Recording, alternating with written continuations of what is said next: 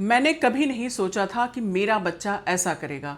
उस दिन मैं कमरे से बस 2 मिनट के लिए बाहर गई।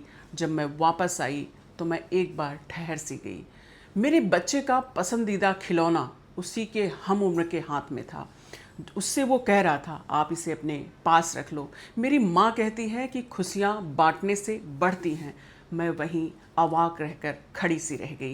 मुझे ऐसा लगा कि बच्चे हमारी बातों से ही नहीं, हमारी आदतों से बहुत कुछ सीखते हैं। और इसी बात पर मुझे एक पुरानी कहानी याद आ गई। एक बहुत ही अमीर व्यक्ति था।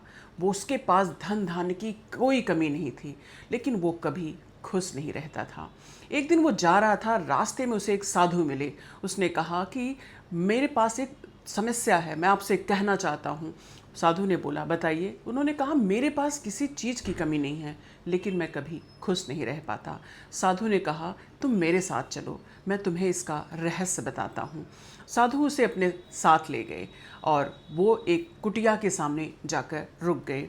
उन्होंने देखा कि उस कुटिया में 2 लोग थे और उनके पास खाने के लिए सिर्फ 2 ही रोटी थी।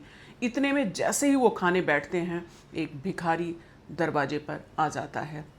उन्होंने बिना कुछ सोचे समझे एक रोटी उठाकर उस भिखारी को दे दी और उन्होंने कहा, आप इसे खाओ, मुझे अच्छा लगेगा।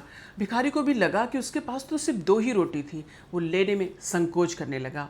फिर उसने कहा कि नहीं, खुशियाँ बांटने से बढ़ती हैं, आप खाओगे तो मुझे अच्छा लगेगा। ये बात सुनकर एक अमीर व्यक्ति को प्रभाव पड़ा।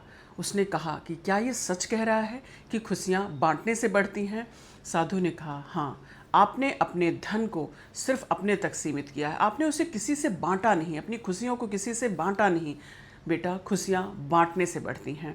और उस दिन मेरे बच्चे ने भी जब इस बात को कहा तो मुझे ऐसा लगा कि बच्चे हमारी बातों से सुनते ही नहीं, हमारी आदतों को भी कॉपी करते हैं। इसलिए हम पेरेंट्स को वही करना चाहिए जैसा हम अपने बच्चे को देखना चाहते हैं।